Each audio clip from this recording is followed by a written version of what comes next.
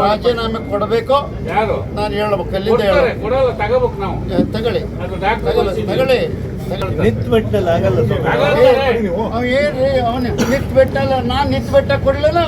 ಆಯ್ತು.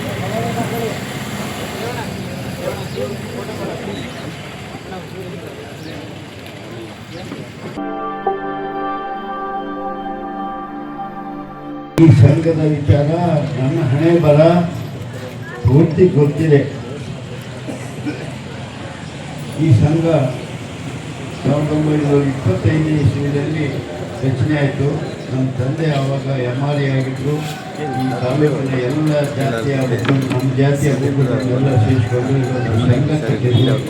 ಆ ಸಂಘದಿಂದ ಆ ಸಂಘ ತೀವ್ರ ವಿದ್ಯಾವರ್ಧಕ ಸಂಘ ಅಂತಾಯಿತು. ಆ ಸಂಘದಲ್ಲಿ ವಾಯಕ್ ಶೆಟ್ಟರು ಅಂತಕ್ಕಂಥ ಒಬ್ಬ ಹಿರಿಯರು ಈ ಊರಿನಲ್ಲಿದ್ದರು. ಅವರು ಈ ಹಿಂದುಳಿದ ಈ ವಿದ್ಯಾಭ್ಯಾಸ ಯಾವುದನ್ನು ಇಲ್ಲದೇ ಇರ್ತಕ್ಕಂಥ ಜನಾಂಗಕ್ಕೆ ಒಂದು ಮಾರ್ಗದರ್ಶನ ಕೊಟ್ಟು ನೀವೊಂದು ಸಂಘ ಮಾಡಿದರು. ಆ ಸಂಘದ ಮನೆ ಅಂತ ಒಂದು ಕಟ್ಟಿದ್ರು ಎಲ್ಲರೂ ಸೇರಿ. ಆ ಸಂಘದ ಮನೆ ಕ್ರಮೇಣ ವಿದ್ಯಾರ್ಥಿ ನಿಲೆಯಾಗಿ ಪರಿಣಮಿಸಿತು.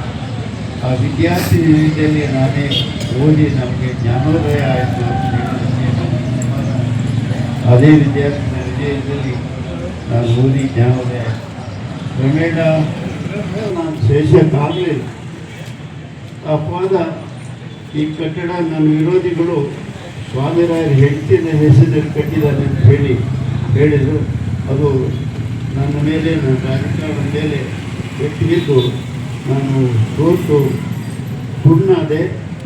ನನ್ನ ಹೆಂಡತಿ ಕೂಡ ಭಾಳ ವ್ಯಥೆಪಟ್ಟರು. ಅವರೆಲ್ಲ ಹೀಗೆ ಇದ್ದಾಗ ಎಲ್ಲ ಹೇಳ್ಕೊಂತ ಇದ್ರು. ಪ್ರತಿ ಮನೆಗೂ ಸುದ್ದಿ ಇದೆ. ಇದು ಈ ಮೇಘರಾಜ ಜೀವ ಜಾತಿ ಪ್ರತಿಯೊಂದು ಮನೆಯಲ್ಲೂ ಸುದ್ದಿ ಇದೆ. ಸ್ವಾಮಿರಾವ್ ಹೆಂಡತಿ ಹೆಸರಲ್ಲಿ ಕಟ್ಟಡ ಕಟ್ಟಿಲ್ಲ. ಹೀಗೆ ಇದ್ದಾಗ ಹಾಲಪ್ಪನವ್ರು ಬಂದು ನನಗೆ ಮಾತ್ರ ಕೇಳಿದರು, ಸ್ವಾಮಿರಾವ್ ಹಿಂಗೆ ಜನ ಹೇಳ್ತಾರಲ್ಲ, ಏನು ಸಮಾಚಾರ? ನಾನು ಮನೆಗೆ ಬಂದು ಹೇಳ್ತೀನಿ ಅಂತ ಹೇಳಿದೆ. ಮನೆಗೆ ಕರ್ಕೊಂಡೋಗಿ ಇದ್ರದ್ದು ಪ್ರಾಣಿ ದಾಖಲೆ, ಕರ್ನಾಟಕದ್ದು licence, municipality licence, PWD licence ಅವರು ಕೊಟ್ಟು ಇನ್ನು ಮುಂದೆ ಏನು ಮಾಡ್ತೀರಿ ಅಂತ. ನಾನು ಸಮಾಜಕ್ಕೆ ಅಂತ ಮಾಡಿದ್ದೀನಿ, ನನ್ನ ಮನೆ ಅಂತ ಮಾಡಿದ್ದೀನಿ, ದೇವಸ್ಥಾನ ಅಂತ ಮಾಡಿದ್ದೀನಿ, ಮಠ ಅಂತ ಮಾಡಿದ್ದೀನಿ. ಸಮಾಜಕ್ಕಾಗಿ ಕೊಡ್ತಾ ಇದ್ದೀನಿ. ಆಮೇಲೆ ಸಮಾಜಕ್ಕೆ ಕೊಡೋದಕ್ಕೆ ಒಂದು ಎರಡು ಹೆಸರು ಕೊಟ್ಟು ಹಾಲಪ್ಪನವರು ನನ್ನ ಮಾತನ್ನು ಮುಗಿಸ್ತಾ ಇದ್ದೆ.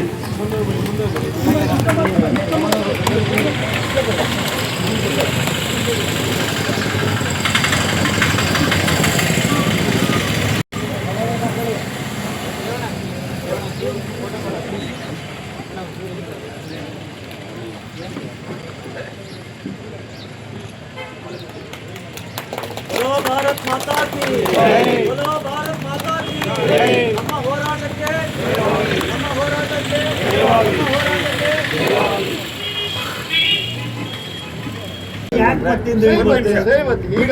ಈಗ ಒಂದೇ ಒಂದು ನಂದು ಸೆಂಟೆನ್ಸ್.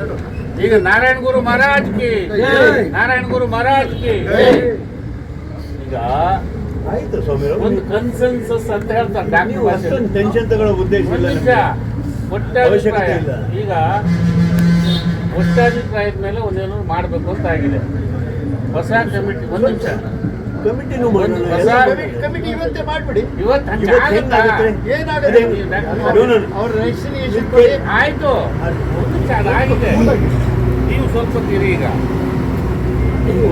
17 ವರ್ಷ ಲೆಕ್ಕ ಇರೋದು. 3 ತಿಂಗಳ ಹಿಂದೆ ಕೊಟ್ಟಿದ್ದೀನಿ. ಅದೆಲ್ಲ ಹೇಳಬಾರ್ದು. ಆಯ್ತು, ಅದನ್ನ ಲೆಕ್ಕ ಅವ್ರು ಹ್ಯಾಂಡ್ ಓವರ್ ಮಾಡಲಿ. ನೀವೇ ಯಾರು ಮಾಡಿ ಇಲ್ಲೆಲ್ಲ ಆಡಿಟ್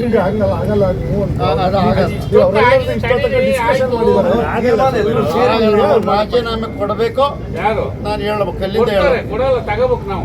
ತಗೊಳ್ಳಿ ನಿಂತು ಬಿಟ್ಟಲ್ಲ ಆಗಲ್ಲ ಏನ್ರಿ ಅವನು ನಿಂತು ಬಿಟ್ಟಲ್ಲ, ನಾನು ನಿಂತು ಬಿಟ್ಟ ಕೊಡ್ಲಿಲ್ಲ. ಆಯ್ತು.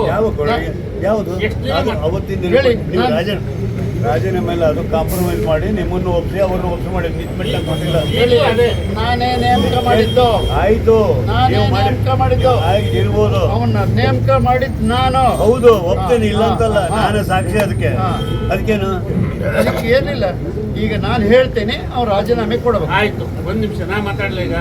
ನೀವು ಕೇಳಿ, ನೀವೇ ಮುಂದೇನು ಕಮಿಟಿ ಮಾಡಿ ಅವ್ರಿಗೆ 2 ಜನ ಬಿಟ್ಟು. ಆಯ್ತು, ನೀವೇ ಕಮಿಟಿ ಮಾಡಿ ಅವ್ರು 2 ಜನ ಬಿಟ್ಟು. ಆಯ್ತು, ಒಂದ್ ನಿಮಿಷ. ಈಗ ಆಗಿರೋ ತೀರ್ಮಾನ ಒಂದು, ಅದೇ ನೀವು ಹೇಳಿದ ಲೈನಲ್ಲೇ. ನೀವು ಹೇಳಿದ ತೀರ್ಮಾನ ಆಗಲ್ರಿ. ನಿಮ್ಮ ತೀರ್ಮಾನ ನೀವು ಮಾಡ್ಕೊಳ್ಳಿ, ನನ್ನ ಬಿಟ್ಬಿಡಿ. ಹಂಗೆಲ್ಲ ಬಿಡಕ್ ಬರೋದಿಲ್ಲ. ಇಲ್ಲ, ಇಲ್ಲ, ಸಮಾಜ, ಬೇಡ, ಬಿಡಿ. ಪ್ರಜಾಪ್ರಭುತ್ವ ದೇಶ, ಜವಾಬ್ದಾರಿ ಇದೆ ಎಲ್ಲರಿಗೂ. ಹೇಳಿ, ಪೊಲೀಸ್ ಬಿಟ್ಬಿಡ್ತಾರ ಅಲ್ಲಿ. ಆಯ್ತು ರೀ, 3 ತಿಂಗಳು ಹೋಗಿ. ಸ್ವಲ್ಪ ತಡೀರಿ. ಆಯ್ತು ನೋಡಿ, ನಾವು ಇವತ್ತು ಯಾವ ಪರಿಸ್ಥಿತಿ ಇದೆ, ನಮ್ಮ ಮನೇನೆ ಸರಿ ಮಾಡಕ್ಕೆ ಇಲ್ಲಿ ಸಮಾಜ ಉದ್ಧಾರ ಮಾಡ್ತೇವೆ ನಾವು. ಹಂಗೆ ಸುಮ್ಮನೆ ರೀ, ಯಾಕದ್ ಮಾಡ್ತೀವಿ ನೀವು? ನೀವು ಯಾಕೆ ಇಷ್ಟೊಂದು ಈ ವಯಸ್ಸು ಇಲ್ಲಿ ಇರೋರು ಎಲ್ಲರಿಗೂ ನೀವು ಹಿರಿಯರು.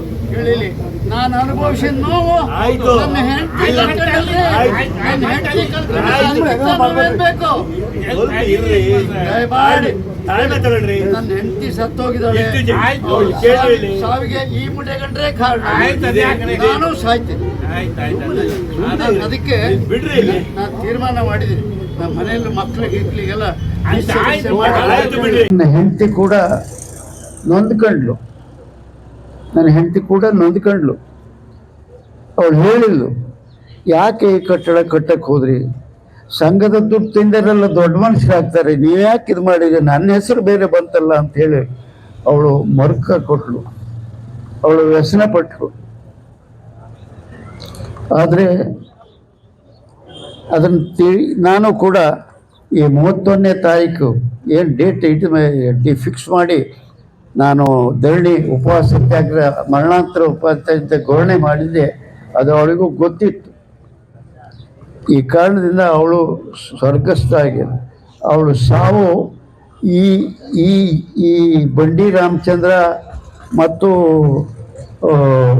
ಹೆರಿಗೆ ಉಮೇಶ್ನೇ ಕಾರಣ ಅಂತ ಪೊಲೀಸ್ನವ್ರು ನಿಮಗೊಂದು ಅರ್ಜಿ ಕೊಟ್ಟಿದ್ದೇವೆ, ನೀವು ಅದ್ರ ಮೇಲೆ ಏನು ಮಾಡಿದ್ದೀರೋ ಗೊತ್ತಿಲ್ಲ. ನಾನು ನಿಮಗೂ ಒಂದು ಕೇಳ್ತಾ ಇದ್ದೀನಿ, ಬರವಣಿಗೆಯಲ್ಲಿ ಕೊಟ್ಟಿದ್ದೀನಿ, ಕ್ರಮಬದ್ಧವಾಗಿ ಕೊಟ್ಟಿದ್ದೇನೆ. ಅದಕ್ಕೆ ತಾವೇನು ಕ್ರಮ ತಗೊಂಡಿದ್ದೀರಿ ಅಂತ ಗೊತ್ತಿಲ್ಲ.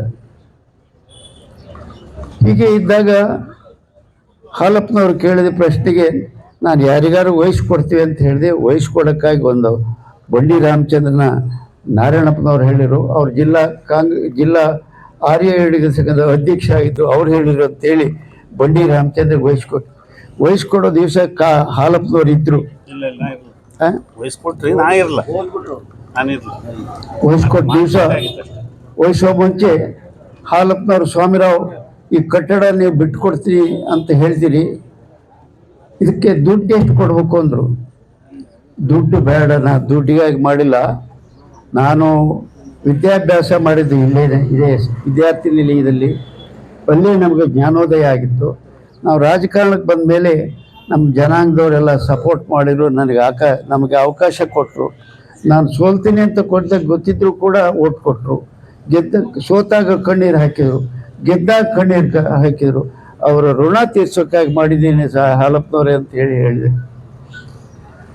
ಇದನ್ನು ವಹಿಸ್ಕೊಡುವಾಗ ನನಗೆ ದುಡ್ಡು ಬೇಡ, ಆದರೆ ಒಂದು ರೂಮ್ ಬೇಕಿದ್ರಾಗೆ. ಆ ರೂಮಿಗೆ 100 ರೂಪಾಯಿ ಬಾಡಿಗೆ ಕೊಡ್ತೀನಿ, ಮಾರ್ಕೆಟ್ ಬಾಡಿಗೆ ಕೊಡೋದಿಲ್ಲ, ಒಂದು ರೂಮ್ ನನಗೆ ಬೇಕು ಅಂತ ಹೇಳಿದೆ. ಇದು ಮಹಾತ್ಮ ಗಾಂಧೀಜಿನೂ ಉಪಸತ್ಯಾಗ್ರಹ ಮಾಡ್ಯಾರ, 21 ದಿನ ಮಾಡ್ಯಾರ. ಅವ್ರು ಮಾಡಿದ್ದು ಯಾವಾಗ? 40-50 ವರ್ಷದಲ್ಲಿ, 60 ವರ್ಷದಲ್ಲಿ. ಇವರೇ 95. ಮಹಾತ್ಮ ಗಾಂಧೀಜಿ 78ನೇ ವಯಸ್ಸಿಗೆ ಹೊಡೆದು ಹಾಕಿದ್ರು ಮಹಾತ್ಮ ಗಾಂಧೀಜಿನ. ಈಗ ಏನಾಗುತ್ತೆ, ಈಗ ಕಾಲ ಅಷ್ಟು ಒಳ್ಳೇದಿಲ್ಲ. ಮಹಾತ್ಮ ಗಾಂಧೀಜಿ ಅಂತಲೇ ಹೊಡೆದು ಸಾಯಿಸಕ್ಕೆ ರೆಡಿ ಜನ ನಮ್ಮ ಜೊತೆಗೆ ಇರ್ತಕ್ಕಂಥ ಸಂದರ್ಭದಲ್ಲಿ ನಮ್ಮನ್ನೆಲ್ಲ ಯಾವ ಲೆಕ್ಕಕ್ಕೆ ತಗೋತಾರೆ? ಈಗ ನಮ್ಮಲ್ಲಿ ಒಬ್ಬರು ಶ್ರೀನಿವಾಸ್ ಅಂತ ಇದ್ರು, ACF. ನಾನು ವೀರಪ್ಪನ ಹಿಡಿತೀನಿ ಅಂತೀರ, ಅವ್ರನ್ನ ಕಳಿಸಿದ್ರು. ನಾನು ಅವನ್ನ ಕನ್ವಿನ್ಸ್ ಮಾಡ್ತೀನಿ ಅಂತ ಹೋದ್ರು. ACF ಬಹಳ ಒಳ್ಳೆಯ ಅಧಿಕಾರಿ, ಬಹಳ ಪ್ರಾಮಾಣಿಕ. ಅವ್ನು ನೀವು ಹಿಡಿ ಅಂತ ಹೇಳಿದ್ರು. ಇಲ್ಲ, ನಾನು ಅವ್ನು ಕನ್ವಿನ್ಸ್ ಆಗೋದಿಲ್ಲ ಅಂತ ಹೇಳಿದ್ರೆ ಕೇಳಲಿಲ್ಲ, ಹೋದ್ರು. ವಾಪಸ್ ಅವನ ತಲೆ ಒಂದೇ ಬಂತು ವಾಪಸ್. ತಲೆ ಕಳಿಸ್ಕೊಟ್ಟ. ಹೇಳೋದು ಈ ವಿಚಾರಕ್ಕೆ ನೀವು ಪ್ರಾಣ ತ್ಯಾಗ ಮಾಡ್ತಕ್ಕಂಥದ್ದು ಒಳ್ಳೇದಲ್ಲ ಅಂತಕ್ಕಂಥದ್ದು ಇಲ್ಲಿ ನೆರೆದಿರ್ತಕ್ಕಂಥವ್ರೆಲ್ಲರ ಕಲಿಗೂ ನಾನು ನಮಸ್ಕಾರ ಮಾಡಿ ಕೇಳ್ತೇನೆ, ಇವ್ನ ಹಿಂದಕ್ಕೆ ಸರಿಸಿ. ಆಮೇಲೆ ನೀವು ಯಾರ್ಯಾರು ಹೋರಾಟ ಮಾಡೋದು ಕೂತ್ಕೋತೀರೋ ಕೂತ್ಕೊಳ್ಳಿ, ಬಟ್ ಇವ್ರನ್ನ ಹಿಂದಕ್ಕೆ ಸರಿಸ್ಬೇಕು ಅನ್ನೋದು ನನ್ನ ವಿನಂತಿ. ನಾನು ಆ ಕಾರಣಕ್ಕೆ ಇಲ್ಲಿಗೆ ಬಂದಿದ್ದೇನೆ. ನಾನು ಗುರುಗಳಿಗೆ ಹೇಳ್ತೇನೆ, ನೀವು ಒಂದು ಮಾತು ಹೇಳಿ, ನೀವು ಒಂದು 10 ಜನರ ಹೆಸರು ಹೇಳಿ. ಸಂಕ್ರಾಂತಿ ಬರುತ್ತೆ 15ನೇ ತಾರೀಕು, ಅಷ್ಟರೊಳಗೆ ಒಂದು ವರದಿ ಕೊಡೋಕ್ಕೆ ಹೇಳಿ. 16ನೇ ತಾರೀಕಿಂದ ಇದು ಒಪ್ಪಿಗೆ ಆಗಲಿಲ್ಲ ಅಂದರೆ ಬೇರೆ ತೀರ್ಮಾನ ತಗೊಳ್ಳಿ. ಬಟ್ ಅಮರನಾಥ ಅನ್ನೋದು ಬೇಡ ಅಂತಕ್ಕಂಥದ್ದು ನನ್ನ ಅಭಿಪ್ರಾಯ. ನಾನು ಇದನ್ನ ಜನರ ಹೆಸರು ಹೇಳಿ, ಅದನ್ನು ನಮ್ಮ ಹತ್ರ ಹೇಳೋದು ಬೇಡ. ಹಾಲಪ್ಪನವ್ರು ಇದ್ದಾರೆ, ಗುರುಗಳಿದ್ದಾರೆ, ಅವ್ರಿಗೆ ಪಟ್ಟಿ ಕೊಡಿ, ಇಂಥವ್ರ ತನಿಖೆಗೆ ನೀವು ಅವಕಾಶ ಮಾಡಿಕೊಡ್ಬೇಕು ಅಂತ ಒಬ್ಬ ಆಡಿಟರ್ನ ಕರ್ಕೊಂಡು ಕೂರಿಸ್ಕೊಳ್ಳಿ. 10 ಜನರಿಗೆ 9 ಜನ ಮಾಡಿಕೊಳ್ಳಿ, ಒಬ್ಬ ಆಡಿಟರ್ನ ಸೇರಿಸ್ಕೊಳ್ಳಿ, ಎನ್ಕ್ವೈರಿ ಮಾಡಿ. ಅದರೊಳಗೆ ಏನು ಸಜೆಸ್ಟ್ ಮಾಡ್ತಾರೋ ಆ ವರದಿನ ನೀವು ಸ್ವೀಕರಿಸಿ. ಇದು ನನ್ನ ಅಭಿಪ್ರಾಯ. ಇದಕ್ಕೆ ನೀವು ಒಪ್ಕೊಳ್ಳೋದು ಒಳ್ಳೆಯದು. ನೀವೆಲ್ಲರೂ ಒಪ್ಕೊಳ್ತಾ ಇದ್ರೆ ನಾನು ಲೆಕ್ಕದಲ್ಲಿ ನಿಮ್ಮೆಲ್ಲರಿಗೂ ಶಿಕ್ಷೆ ಆಗಬೇಕು ಅಂತ ಇವ್ರನ್ನ ಬೆಂಬಲ ತಮಾಷೆಗೆ ಹೇಳಿ, ತಮಾಷೆಗೆ ಹೇಳಿದೆ ಅದಲ್ಲ. ನಾನು ಒಂದು ನಿಮಿಷ ಕ್ಲಿಯರ್ ಮಾಡ್ತೀನಿ ದಯವಿಟ್ಟು ಸರ್. ನೋಡಿ, ನಾವು ಫೋನ್ ಮಾಡಿದ್ರು ರಾತ್ರಿ ಇದ್ರಿ ಇಲ್ಲಿ ಇರೋರು ಯಾರು ಹೋರಾಟಕ್ಕೆ ಒಂದು ನಿಮಿಷ ನಾನು ಮಾತಾಡ್ಬಿಡ್ತೀನಿ. ನೀವು ಹೇಳೋದು ಇಲ್ಲಿ ರಾಂಗ್ ಇಂಟರ್ಪ್ರಿಟ್ ಮಾಡಿಕೊಂಡು ನೀವು ಮೂಡವಲ್ಕಿರೋರು, ವಿದ್ಯಾವಂತರು ಮತ್ತು ಲಾಯರು. ನಾನು ಬಂದಿದ್ದು ಅದೇ ಕಾರಣಕ್ಕೆ ಬಂದಿದ್ದೇನೆ, ಇಲ್ಲಿರೋರು ಅದೇ ಕಾರಣಕ್ಕೆ ಬಂದಿದ್ದೇನೆ. ಯಾವ 4-5 ಜನ ನಂಗೆ ಗೊತ್ತಿಲ್ಲ. ಅವ್ರು ಕೈ ಕಾಲು ಹಿಡಿದು ಪ್ರಾರ್ಥನೆ ಮಾಡಿ ಒಂದು ನಿಮಿಷ ಎಲ್ಲಿ ಸಿಟ್ಕೊಂಡಿದ್ದೀವಿ ರಾತ್ರಿ ಇದೇ ಸೆಟ್ಲ್ ಆಯಿತು ಅನ್ನೋ ಅಷ್ಟೊತ್ತಿಗೆ ಮತ್ತೆ ಮುರಿದೋಯ್ತು. ಈಗಲೂ ಕರೆಕ್ಟ್ ಇವ್ರನ್ನ ಮಾತಾಡಿ ಈಗಲೂ ವಾಪಸ್ ತಿಂದು ಬಂದು ಸಿಗಂದೂರು ಇವತ್ತು ಪ್ರಾರ್ಥನೆ ಮಾಡಿ ಬಂದಿ ನಾನು ಇಲ್ಲಿಗೆ. ಹಾಗೆ ನಾವು ಈ ಅಪಪ್ರಚಾರ ನನಗೆ ನನ್ನ ಮೇಲೆ ಭಾಳ ಬಂದ್ಬಿಡ್ತಿದೆ. ನಾನು ಕೇರ್ ಮಾಡ್ಬೇಕು ಫಸ್ಟ್. ಹಾಗಾಗಿ ನಾವು ವಾಪಸ್ ತೆಗ್ಸಕ್ಕೆ ಬಂದವರು. ಯಾವ ಕಾರಣ ಹೇಳಿ ಯಜಮಾನ್ರೆ, ಯಾವ ಕ್ಷಣದಲ್ಲೂ ಕೈ ಕಾಲು ಹಿಡಿದು ಕಣ್ಣೀರು ಹಾಕಿ ಹೇಳಿದ್ದೇವೆ. ನಾನು ನನಗೆ ಗೊತ್ತಿದೆ. ಆಯ್ತು, ಧರಣಿ ಬೇಕಂತ ಉಪವಾಸ ಕುತ್ಕೊಂಡ್ಬಿಡಿ ಅಂತ ಹೇಳಿ. ಕರೆಕ್ಟ್, ಉಪವಾಸ ಇಲ್ಲ. ಕರೆಕ್ಟ್. ಇದನ್ನ ಸಾರಿ ಹೇಳಿದ್ದೇನೆ. ಕಳೆದ 15 ದಿನ ಹೇಳಿದ್ದೇವೆ, ಕನ್ವಿನ್ಸ್ ಮಾಡಿದ್ದೇವೆ. ಆದರೆ ಸ್ವತಃ ಹೋಗಲಿಲ್ಲ, ಗೊತ್ತಿರಲಿ. ಆದರೆ ಅವರಿಗೆ ಅಷ್ಟು ನೋವಾಗಿದೆ. ಹಾಗಂತ ನೋವಿಗಾಗಿ ಪ್ರಾಣ ಬಿಡ್ತೀನಿ ಅಂದ್ರೆ ನಾವು ಒಬ್ಬ ಪ್ರಶ್ನೆ ಇಲ್ಲ. ಅದರಿಂದ ಹಾಲಪ್ಪನವ್ರು ಹೇಳಿದ್ರೊಳಗೂ ಸತ್ಯ ಇದೆ. ನಾನು ರಾತ್ರಿ ಮಾತಾಡಿದೆ, ಹಾಲಪ್ಪನವ್ರು ಇದ್ರು. ನಾನು ರಾತ್ರಿ ಮಾತಾಡುವಾಗ ಹಾಲಪ್ಪನವ್ರು ಇದ್ರು. ನಾನು ಸಜೆಸ್ಟ್ ಮಾಡಿದೆ, ನೀವು ಬೇಕಾದ್ರೆ ಧರಣಿ ಮಾಡಿ. ನಾನು ರಾತ್ರಿ ಫೋನ್ ಮಾಡಿದೆ ಅವರಿಗೆ, ಮತ್ತು ಅವರಿಗೂ ಹೇಳಿದೆ. ನಾನು ಹೇಳೋದೇನು ಅಂದರೆ, ನಾನು ಹೇಳೋದು ಒಂದು 15 ದಿನ ಟೈಮ್ ಕೊಡಿ. ನೀವು 10 ಜನರ ಹೆಸರು ಹೇಳಿ, ಅದರೊಳಗೆ ಬೇಕಾದ್ರೆ ಹಾಲಪ್ಪನವರು ಸಜೆಸ್ಟ್ ಮಾಡಿ. ಒಂದು 10 ಜನ ಅಷ್ಟೇ. ನಾನು ಹೇಳೋದೇನು ಅಂದ್ರೆ, ಒಬ್ಬರು ಆಡಿಟರ್ ಇರಲಿ, ಇವ್ರಿಗೆ ಸಂಬಂಧಪಟ್ಟವ್ರು 9 ಜನ ನೀವು ಹೆಸರು ಹೇಳಿ ಸಮಿತಿ ಮಾಡಿ, ಅದನ್ನು ಪಟ್ಟಿ ಕೊಟ್ಬಿಟ್ಟು ಗುರುಗಳ ಹತ್ರ ನೀವೊಂದು ಆಶೀರ್ವಚನ ಮಾಡಿ, ನೀವು ಮಾತಾಡಿ. ಅದನ್ನು ನನ್ನ ಅಭಿಪ್ರಾಯ ಇದು. ಎಲ್ಲೋ ಒಂದು ಕಡೆಗೆ ಇದಕ್ಕೆ ನೀವು ಪ್ರಾಣ ಕೊಡೋದ್ರೊಳಗೆ ಅರ್ಥ ಇಲ್ಲ ಅನ್ನೋದು ನಾನು ನೀವು ಮಾಡಿದ ತಪ್ಪು ಅಂತಲ್ಲ, ಅದು ನಿಮ್ಮ ಅಪಾದನೆ ತಪ್ಪು ಅಂತ ನಾನು ಹೇಳಲ್ಲ, ಅದು ವಿಮರ್ಶೆ ಮಾಡೋಕ್ಕೆ ನಾನು ಹೇಳಲ್ಲ, ನನಗೆ ಗೊತ್ತಿಲ್ಲ. ಆದರೆ ಪ್ರಾಣ ಕೊಡುವಂಥ ಅವಶ್ಯಕತೆ ಇಲ್ಲ ಅಂತಕ್ಕಂಥದ್ದು. ಆದ್ದರಿಂದ ನಿಮ್ಮನ್ನು ಕೈ ಮುಗಿದುಕೊಳ್ತೇನೆ. 15ನೇ ತಾರೀಕು ಸಂಕ್ರಮಣ ಇದೆ, ಅದು ಮುಗಿಯುತ್ತೆ. ಅಷ್ಟರೊಳಗೆ ನೀವು ವರದಿ ಕೊಡಲಿ, ಆಮೇಲೆ ಒಂದು ಒಳ್ಳೆಯ ನಿರ್ಧಾರ ತಗೊಳ್ಳೋದು ಒಳ್ಳೆಯದು ಅಂತ ನೋಡಿ. ಗುರುಗಳ ಜೊತೆಗೆ ಮಾತಾಡಿ ಏನ್ರಿ, ಇಷ್ಟು ಹೇಳ್ಬಿಟ್ಟು ನನ್ನ ಮಾತು ಮುಗಿಸ್ತೇನೆ. ಮತ್ತು ಇವ್ರ ವಿವೇಚನೆಗೆ ಬಿಟ್ಟಿನ ಇವರು ಗುರುಗಳು ಒಂದು ತೀರ್ಮಾನ ತಗೊಳ್ಳಿ. ನೀವು ಹೇಳಿ ಕರೆಕ್ಟ್ ಇದೆ, ನೀವು ಹೇಳಿದ್ದು ಕರೆಕ್ಟ್ ಇದೆ ಅಷ್ಟೇ. ನಿನ್ನೆ ನಡೆದೋದಕ್ಕೆ ಎಲ್ಲಿ ನಡೀಬೇಕು ಬಂಧುಗಳೇ,